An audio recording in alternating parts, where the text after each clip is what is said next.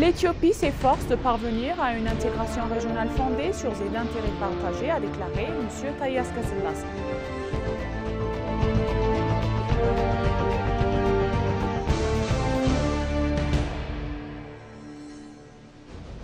Une grande quantité de devises étrangères a été gagnée grâce aux exportations de café.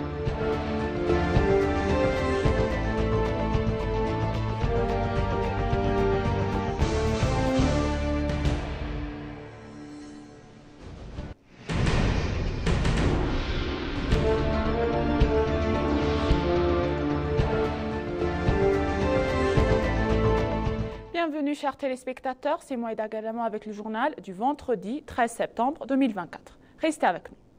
L'Éthiopie s'efforce de parvenir à une intégration régionale fondée dans des intérêts partagés, a déclaré son Excellence M. Taye Asqe-Selassie. L'Éthiopie s'efforce de parvenir à une intégration régionale et à davantage mutuel en partageant les aspirations de développement des nations de la région, a souligné le ministre des Affaires étrangères Taye Asqe-Selassie. Le ministre des Affaires étrangères, Taye Asqe-Selassie, a déclaré à l'ENA que l'Éthiopie déployait des efforts inlassables pour favoriser le développement global et la prospérité en forgeant son développement régional et ses relations commerciales. En renforçant les relations diplomatiques et en surmontant les défis, le pays a enregistré de nombreux résultats positifs dans de nombreux domaines, a noté le ministre des Affaires étrangères. Les intérêts nationaux de l'Éthiopie sont fondés sur des besoins actuels et ses intérêts futurs, a-t-il ajouté. M. Taye a expliqué que des intérêts nationaux fondamentaux de l'Éthiopie sont basés sur des besoins actuels et ses intérêts futurs. Par conséquent, les intérêts diplomatiques de l'Éthiopie visent à favoriser l'intégration régionale et à garantir des avantages mutuels, a souligné M. Taye Asqe-Selassie, ajoutant que les efforts sont en cours et seront intensifiés.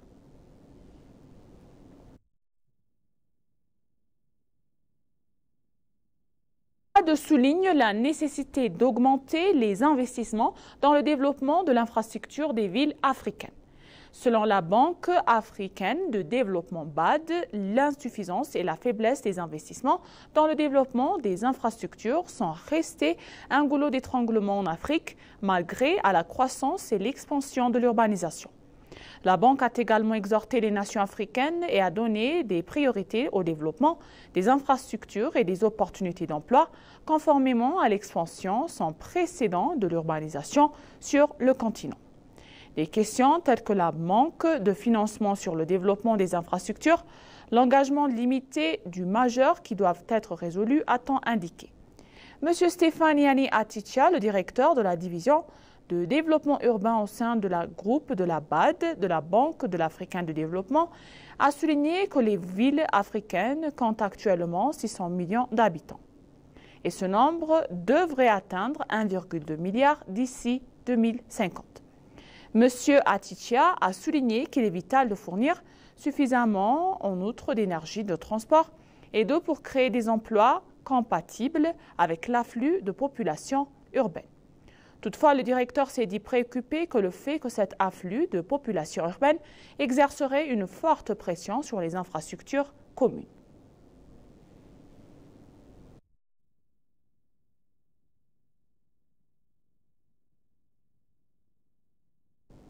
Le ministre sud-soudanais des Terres et de Développement urbain fait l'éloge du développement des infrastructures d'Addis Abeba. Le ministre du Sud-Soudan, du territoire, du logement et du développement urbain, M. Michael Changting, a souligné le développement des infrastructures récemment réalisées à Addis Abeba. Le ministre sud-soudanais a participé au premier forum urbain africain qui s'est tenu à Addis Abeba du 4 au 6 septembre 2024. M.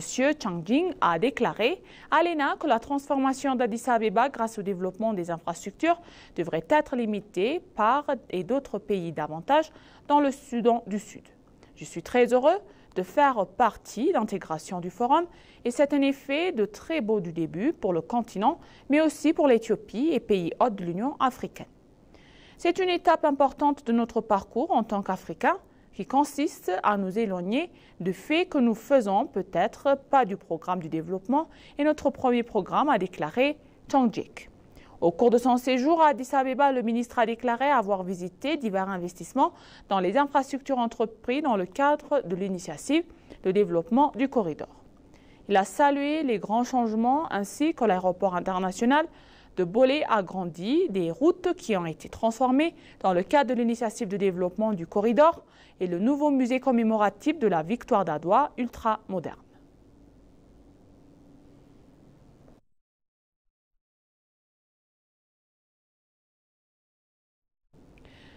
Les gouvernements doivent utiliser la protection sociale universelle pour atténuer les effets du changement climatique selon le rapport de l'OIT. Les gouvernements doivent faire davantage pour utiliser la protection sociale universelle afin de s'adapter au changement climatique et d'en atténuer les effets et de parvenir à une transition juste selon un nouveau rapport de l'Organisation internationale du travail. L'organisation a dévoilé un rapport intitulé « La protection sociale mondiale de 2024 jusqu'à 2026, protection sociale universelle pour l'action climatique et une transition juste ». Après la publication du rapport de l'OIT qui a envoyé un communiqué à la presse de l'ENA, dans lequel elle a déclaré que la protection joue du social un rôle et dans la lutte contre les effets du changement climatique, mais que les pays les plus touchés par la crise climatique sont les moins préparés. Les gouvernements ne parviennent pas à exploiter pleinement et puissent le potentiel de la protection sociale pour concentrer les effets de la crise climatique et soutenir une justice de transition, indique le rapport.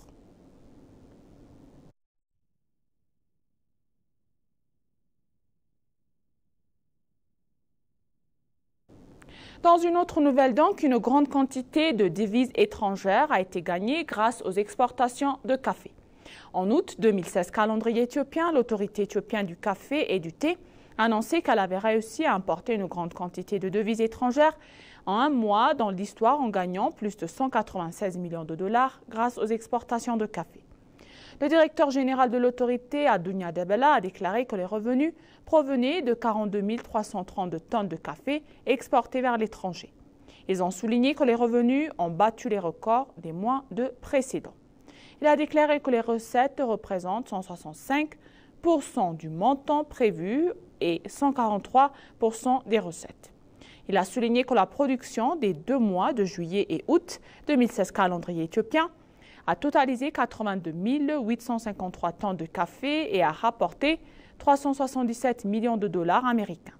Ceci est comparé à la performance de même mois de 2015 calendrier éthiopien qui a montré une augmentation de 32 925 de tonnes, c'est-à-dire 66%, et une augmentation de 110 millions, c'est-à-dire 41% des revenus selon les données obtenues par l'Ethiopian Coffee and Authority.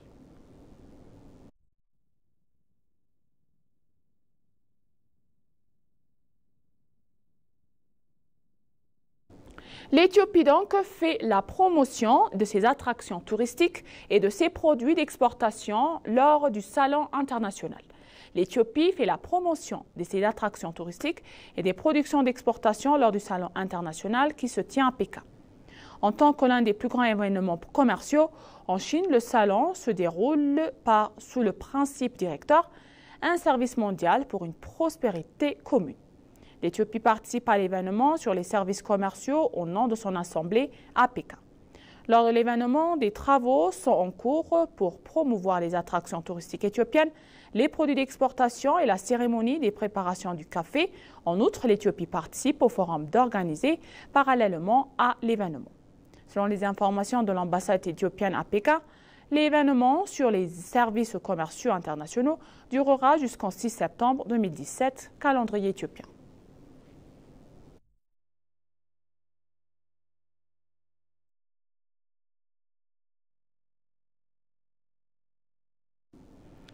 Pour conclure donc le journal, les jeux de Gobena Chinoye doivent être transmis aux générations futures en préservant les valeurs traditionnelles, selon la maire Adanecha Abebe. Adanecha Abebe, la maire de l'administration de la municipale d'Addis Abeba, a déclaré que les valeurs traditionnelles de jeux de Gobena Chinoye doivent être préservées et transmises aux générations futures. Des jeunes hommes et femmes de différentes régions de la région d'Oromia jouent des jeux de Chinoye et Gobé dans les rues d'Addis Abeba. L'essence de cet événement traditionnel est un jeu traditionnel des filles et des jeux d'hommes qui se déroulent après dans les mois brumeux de l'hiver et du printemps. Les jeux de gobelins de Chinoyer, qui a eu lieu de différentes zones de la région de Romia, a été célébré par des jeunes et se rendront dans chaque maison et dans chaque rue qui se rassemblent. Il est dit qu'il s'est rendu hier au bureau de la maire de l'administration municipale d'Addis Abeba et qu'il avait présenté le jeu.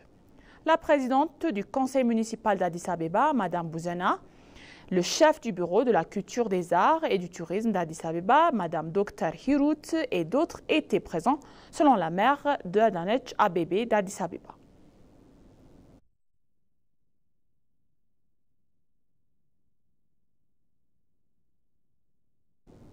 Et maintenant, chers téléspectateurs, je vous rappelle les titres principaux. L'Éthiopie s'efforce de parvenir à une intégration régionale fondée sur des intérêts partagés, a déclaré son Excellence M. Taye Asqaselassé.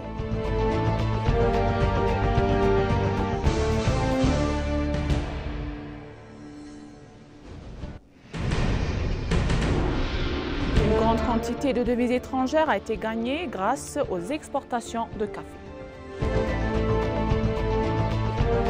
Merci chers téléspectateurs, ainsi s'achève le journal pour aujourd'hui. C'était Moïda Garamao et je vous souhaite une bonne journée.